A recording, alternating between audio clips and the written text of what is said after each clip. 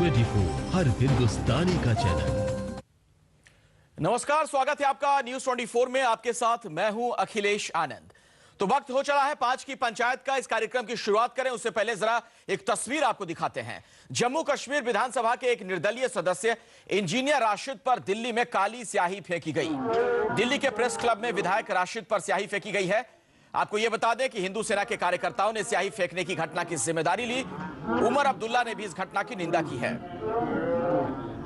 ये तस्वीरें आप देख सकते हैं जब उन पर यह स्याही फेंकी गई। प्रेस क्लब की यह घटना है। इंजीनियर राशिद ने बीफ पार्टी दी थी, आपको याद होगा, जिसे लेकर जम्मू कश्मीर विधानसभा में जमकर हाथापाई हुई थी। इंजीनियर राशिद पिछले दिनों तब चर्चा में आए थे जब उन्होंने गौमांस पर जारी विवाद के बीच बीफ पार्टी का आयोजन किया था। इससे पहले मुंबई में बीजेपी के पूर्व नेता सुधींद्र कुलकर्णी पर भी शिवसेना के कार्यकर्ताओं ने स्याही फेंकी थी। वो तस्वीरें भी सामने आ चुकी हैं। तो इंजीनियर राशिद पर स्याही फेंकी गई वो तस्वीरें हम आपको दिखा रहे हैं। बड़ा सवाल यह है कि आखिर विरोध का यह कौन सा तरीका है।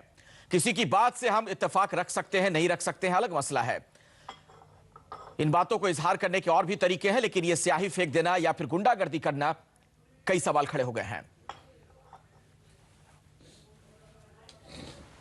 face of these radical forces and we will not succumb, we will not succumb, we will fight till the last। आज दुनिया को पता चलना चाहिए कि हिंदुस्तान कश्मीरियों के साथ क्या करता है। आज दुनिया को पता चलना चाहिए कि मोदी का हिंदुस्तान है, गांधी का हिंदुस्तान है। else what else? ये दुनिया आज जानती है जो कुलकर्णी के साथ हुआ भी हमारे साथ हुआ। आज हम दुनिया को कहना चाहते हैं कि आप देख लीजिए हिंदुस्तान कहाँ पे खड़ा है। आप कहते थे पाकिस्तान में तालिबानाइजेशन है, ये हिंदुस्तान में क्या हो रहा है हम दुनिया को कहना चाहते हैं। तो इसी बहाने राशिद इंजीनियर भी राजनीति करते नजर आए। जो बातें वो कह रहे हैं उसका भी समर्थन नहीं किया जा सकता है, लेकिन जो सवाल है वो यही कि आखिर विरोध का ये कौन सा तरीका है। सहनशीलता हमारे अंदर क्यों कम होती जा रही है।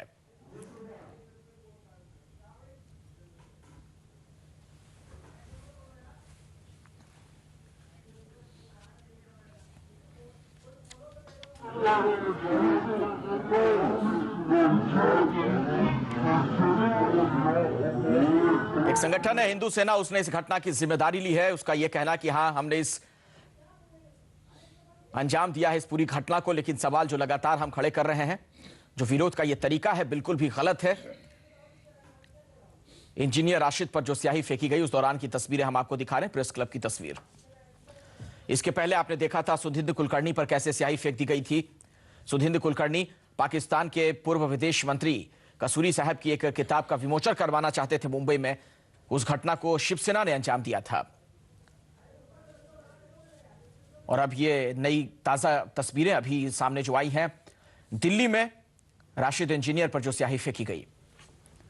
निर्दलीय विधायक हैं जम्मू कश्मीर के, और ये विवादों में तब आए थे जब गौमांस को लेकर जब चर्चा जारी थी, तमाम सवाल खड़े हो रहे थे। उस दौरान इन्होंने बीफ पार्टी दी थी।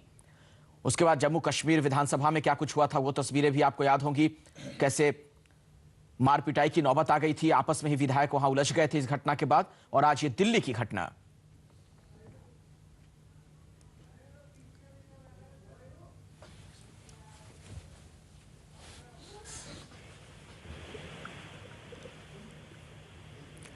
हमारे साथ अमित कुमार, हमारे सहयोगी, इस वक्त जुड़ गए इसी खबर पर।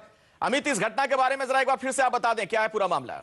देखिए, आज दोपहर में इंजीनियर राशिद जो है वो आए थे अपने सहयोगियों के साथ प्रेस क्लब में। वहां पर वो बात करना था, पत्रकारों से मिलना था, लेकिन जैसे ही वो आए उसी वक्त कुछ युवाओं ने उनके चेहरे पर स्याही फेंकी और नारेबाजी करने लगे उनके खिलाफ और विरोध प्रदर्शन किया। जिस तरह से उन्होंने एक बीफ पार्टी दी थी घाटी में, और उसी को लेकर नाराजगी थी कि जब देश में इस तरह से एक माहौल है बीफ को लेकर, उसको और जानबूझकर उन्होंने जो बीफ पार्टी दी थी उसको लेकर नाराजगी थी। और उसको लेकर उन्होंने कहा कि इस तरह के जो बीफ पार्टी देने वाले लोग को भारत में स्वीकार नहीं किया जाएगा, दिल्ली में स्वीकार नहीं किया जाएगा। और इसी को लेकर नारेबाजी की, खूब हंगामा हुआ और बाकायदा उनके चेहरे पर और उनके साथ में जो सहयोगी थे उनके चेहरे पर स्याही फेंक कर विरोध प्रदर्शन किया गया।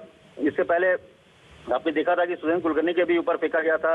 इस तरह से वो पाकिस्तान के पहले जो विदेश मंत्री थे उनको उनके बुक लॉन्च के मौके पर था। तो कुल मिला के आप देखिए तो भारत में दिल्ली में ये घटना घटी है जिसमें इंजीनियर राशिद के चेहरे पर पानी स्याही फेंक कर ये विरोध जताने की कोशिश की गई कि जो 20 पार्टी की गई थी उसका समर्थन नहीं करते हैं और इस तरह की घटनाओं का होगा तो उनका विरोध किया जाएगा, चाहे वो घाटी में हो या फिर दिल्ली में हो। चलिए, शुक्रिया अमित इस जानकारी के लिए आपका। लेकिन इन तस्वीरों ने जो सवाल खड़ा किया वो ये भी है कि आखिर विरोध का तरीका ये कौन सा है, इतनी सहनशीलता हमारे अंदर क्यों नहीं बची है? क्योंकि एक और तस्वीर अब आपको दिखाएंगे और चर्चा की शुरुआत इसी पर करेंगे। मुंबई में जो तस्वीर सामने आई थी, बीसीसीआई के दफ्तर में शिव सैनिकों ने घुसकर हंगामा किया। पाकिस्तान क्रिकेट बोर्ड के अध्यक्ष शहरयार खान से बीसीसीआई अध्यक्ष शशांक मनोहर की मुलाकात होनी थी, जिसका शिव सैनिक विरोध कर रहे हैं। पुलिस ने 10 शिव सैनिकों को गिरफ्तार तो कर लिया है। 5 की पंचायत में आज इसी मसले पर हम बात करेंगे कि क्या पाकिस्तान के साथ अब कोई बात नहीं होगी और क्या क्रिकेट कलाकार और किताब का विरोध करने से आतंकवाद खत्म हो जाएगा। इन तमाम पहलुओं पर हम चर्चा करें खास मेहमानों के साथ। उससे पहले आपको एक रिपोर्ट दिखाते हैं।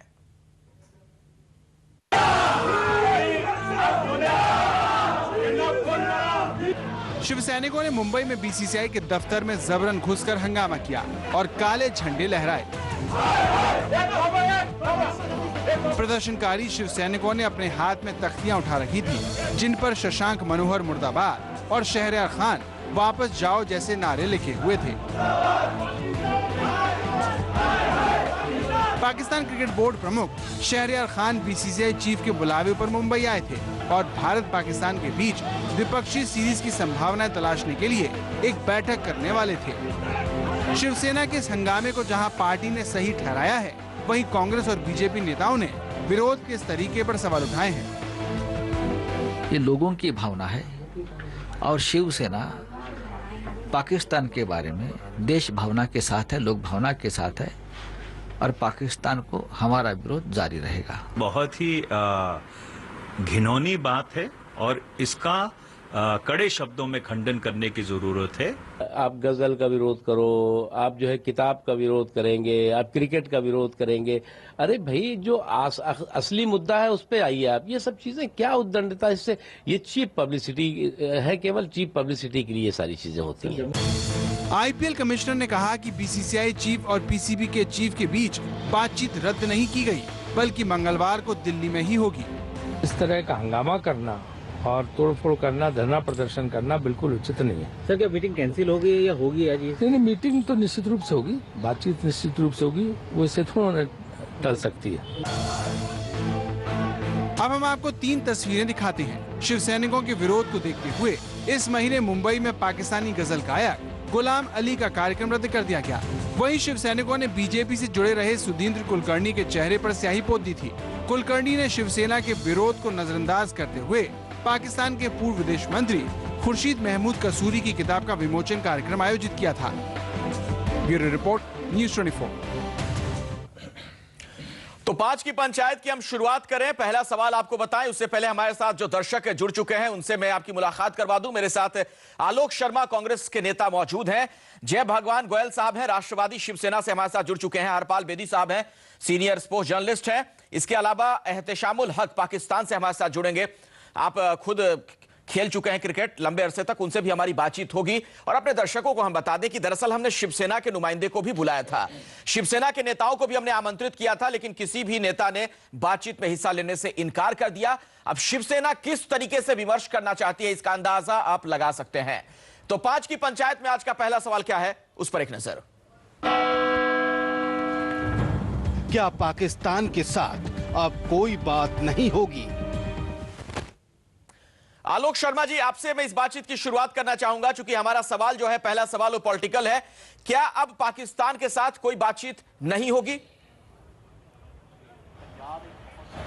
देखिए अखिलेश जी, मैं समझता हूं कि इसका बेहतर उत्तर तो भाजपा के प्रवक्ता अगर यहां पर होते वो देते, लेकिन भारतीय जनता पार्टी की जब से केंद्र के अंदर सरकार बनी है, पाकिस्तान को लेकर बहुत ही ढुलमुल रवैया रहा है। कभी सचिव स्तर की वार्ता बंद हो जाती है, कभी सचिव स्तर की वार्ता शुरू हो जाती है। किसी तरह की कंसिस्टेंसी या बैक चैनल डिप्लोमेसी या किसी भी तरह की जो कूटनीति विदेश नीति में दिखाई देती है, वो यहाँ पर नहीं नजर आ रही है। उसी का एक कारण है कि कहीं ना कहीं शिवसेना जो है वो पूरी आक्रामक है। शिवसेना को मौका मिल रहा है और शिवसेना अपनी आंतरिक जो राजनीति है, जिस आधार पर शिवसेना जैसी पार्टी टिकती है, क्षेत्रवाद, धर्म, एंटी पाकिस्तान, ठाकरे साहब के समय से, वो तमाम आधार उसको आज उपलब्ध हो गए हैं। और उसी का भाजपा की वो जो ढुलमुल नीति है, और वहां पर भाजपा की जो सरकार है वो पूरी तरह से शिवसेना के सामने महाराष्ट्र में घुटने टेके हुए है। हाँ। उसी का फायदा शिवसेना उठा रही है और इस तरह की हरकतें बार बार वो करती चली जा रही है। चलिए आलोक जी, जो बातें आपने कही उस पर मैं चाहता था कि बीजेपी का कोई प्रतिनिधि या फिर शिवसेना का कोई प्रतिनिधि जवाब दे, लेकिन ना बीजेपी के कोई नेता इस मसले पर चर्चा करने को तैयार हुए हमारे साथ, ना ही शिवसेना का कोई नेता हमारे साथ जुड़ पाया है। जय भगवान गोयल हमारे साथ जरूर है, राष्ट्रवादी शिवसेना से आप हैं। जय भगवान गोयल जी, इसके जरिए क्या संदेश देने का प्रयास किया जा रहा है? जो गुंडागर्दी की तस्वीरें हम लगातार देख रहे हैं महाराष्ट्र में। देखिए, किसी के ऊपर कालिकपोत देने मात्र से या कोई किताब का उद्घाटन हो रहा है उसके कारण से अगर ये गुंडागर्दी है, तो आए दिन जम्मू कश्मीर में पाकिस्तान द्वारा आतंकवादी भेज करके वहाँ के भोले भाले लोगों को मारा जाता है, इनोसेंट लोगों को मारा जाता है, सेना पे अटैक होते हैं।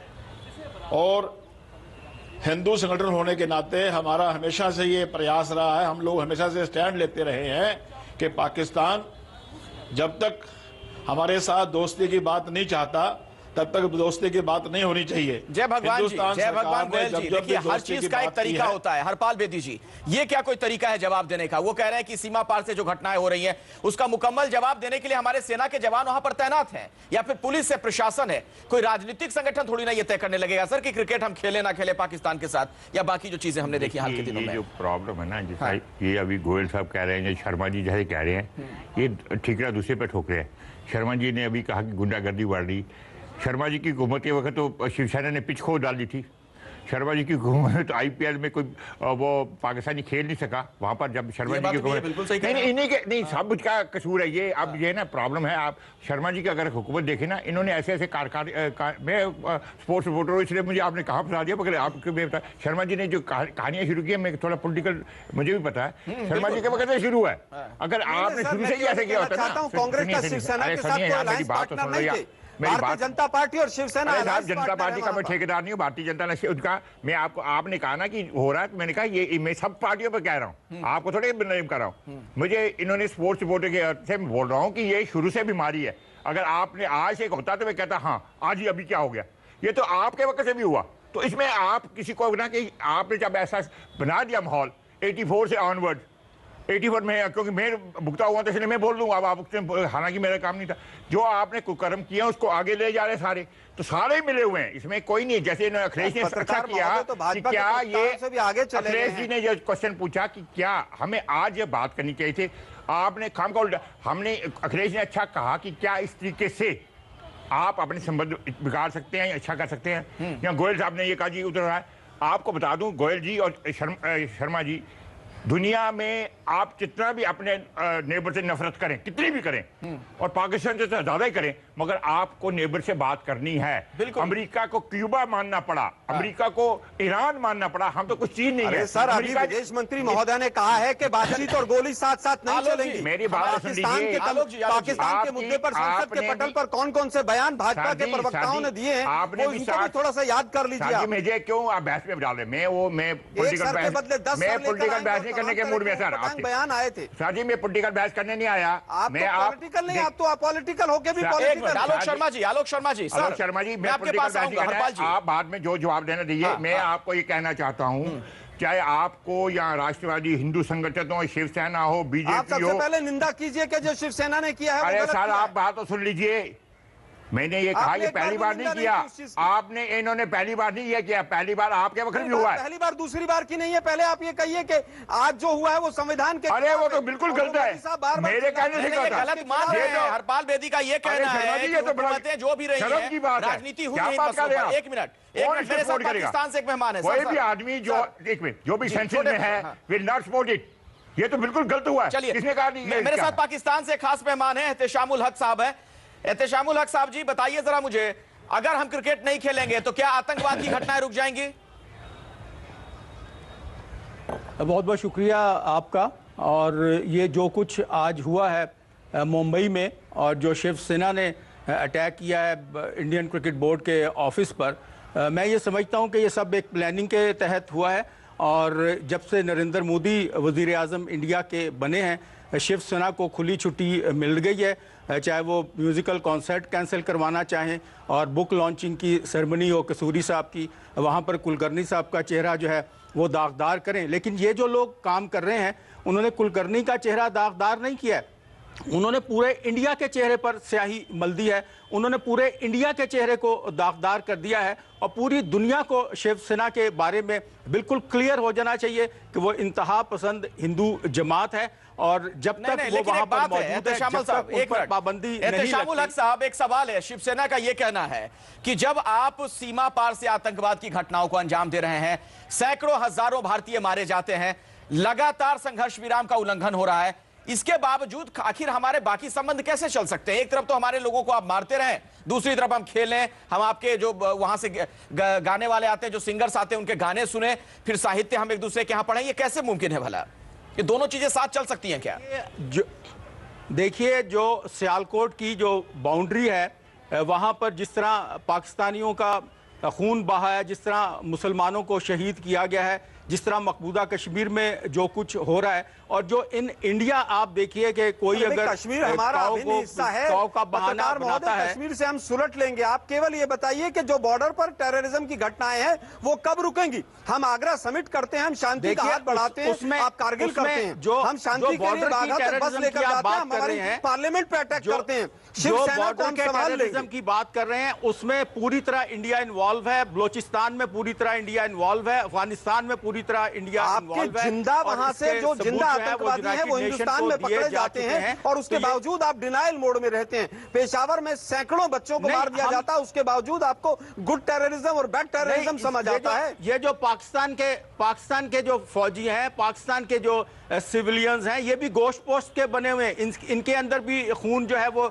जिस्म में गर्दिश कर रहा होता है। और ये जो वहां से धमाके लेकर आते हैं, जो धमाके करते हैं, जो बम ब्लास्ट करते हैं, जो जैकेट्स पहनते हैं, जो क्लैशनकोफ इस्तेमाल करते हैं, जो दूसरा असला और ये चीजें इस्तेमाल करते हैं, कौन उनको पैट्रनाइज कर रहा है? सबको मालूम है। जब आपका प्राइम मिनिस्टर बांग्लादेश में जाकर ये स्टेटमेंट देता है कि पाकिस्तान को 2 लाख करने में हम इन्वॉल्व नहीं लेता है, आप एक दिन समझौता करते हैं, तोड़ देते हैं। शिमला समझौते को बार-बार तोड़ा आप लोगों ने।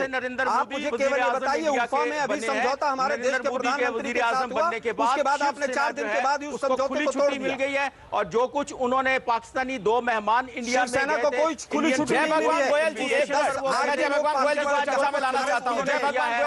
आपको नहीं लग रहा है शिवसेना के लोग जिस तरह की घटनाओं को अंजाम दे रहे हैं, हिंदुस्तान के प्रधानमंत्री पहुंच रहा है, वो मुल्क हिंदुस्तान के प्रधानमंत्री नरेंद्र मोदी जी ने एक मिनट वो मेरा सवाल जय भगवान गोयल जी से है।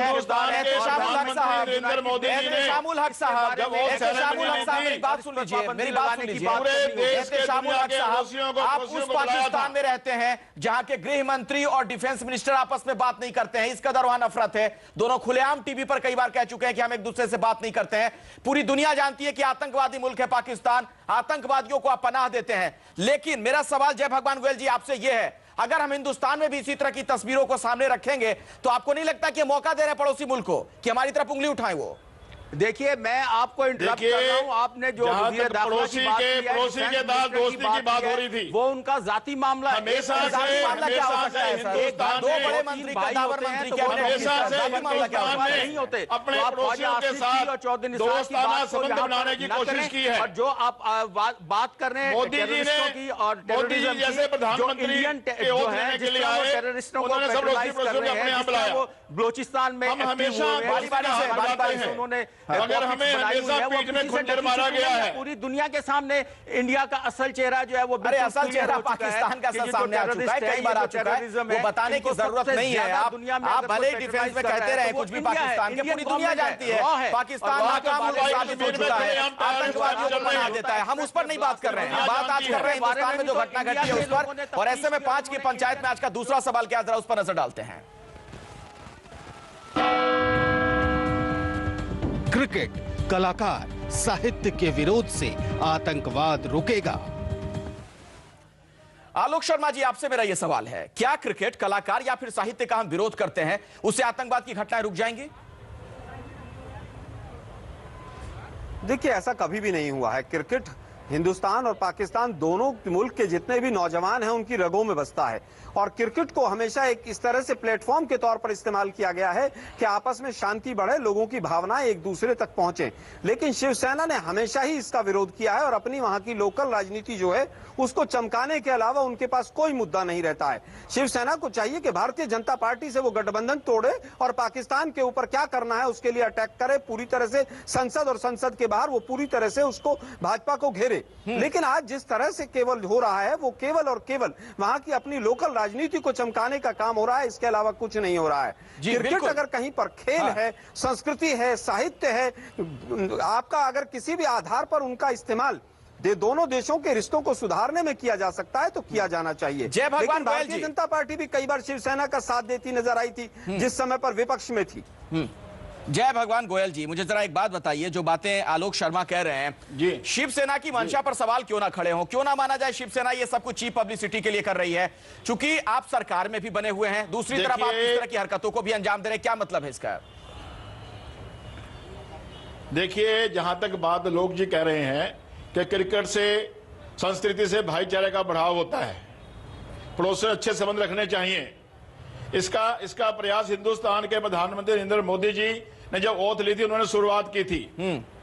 और हमेशा से हिंदुस्तान में जो भी प्रधानमंत्री चाहे वाजपेयी जी रहे हो, लाहौर बस लेकर के गए, हमारे को कारगिल मिला।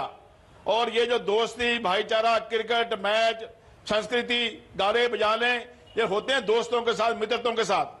हमारी सरकार ने, हमारे देश के लोगों ने हमेशा जो पाकिस्तान के साथ भाईचारे की बात की है, मगर जब भी हमने भाईचारे की बात की है, कमेंट 20 सेकंड में हरपाल बेदी जी, अगर हम ये सारे डायलॉग के प्रोसेस को देंगे, बंद कर देंगे, तो आपको लगता है संबंध सामान्य हो पाएंगे? डायलॉग तो बंद कोई कर ही नहीं सकता, ये छोड़िए ना। मुझे इतना, हालांकि मैं पॉलिटिकल रिपोर्टर नहीं हूं, मुझे इतना पता है कि दुनिया की कोई भी हुकूमत आ जाए, दुनिया कोई भी, पाकिस्तान की हो या हिंदुस्तान की, डायलॉग प्रोसेस बंद नहीं हो सकता। ये कुछ गलतफहमी में है, 18वीं सदी में रह रहे हैं, ऐसे नहीं तो झगड़े रहते हैं। आपको मैंने एग्जांपल दिया अमेरिका का वियतनाम के साथ, अमेरिका का क्यूबा के साथ, 70 साल के बाद उनको बात करनी पड़ी। कभी भी दो मुल्कों में, चाहे वो इंजमामुल हक जो भी बोल रहे, वो भी गर्मा में खा रहे हैं, गोयल साहब जो बोले, दो मुल्कों ने बात करनी है, वो करने के बगैर कोई चारा ही नहीं है, दुनिया में कभी रुकती नहीं है। अगर आपको दोनों नेबर्स को रहना, this is how international relation works. ये कोई, मैं आपको कोई नई चीज नहीं बता रहा। जी जी जी, ये हकीकत है कि पाकिस्तान हमारा पड़ोसी है, भौगोलिक सीमा नहीं बदल सकती है। वक्त नहीं है आलोक जी, किसी और डिबेट में मैं आपसे बात कर लूंगा। सर समय नहीं है, मैं माफी चाह रहा हूं, आपको रोक रहा हूं। बहुत बहुत शुक्रिया आप तमाम मेहमानों का इस चर्चा में शिरकत करने के लिए। लेकिन सवाल यह जरूर खड़ा होता है कि शिवसेना ने जो हथकंडे अपनाए हाल के दिनों में, उससे हमें क्या हासिल होगा? क्या भारत की छवि अंतर्राष्ट्रीय स्तर पर इससे खराब नहीं होगी? एक ब्रेक, देखते रहिए न्यूज़ 24।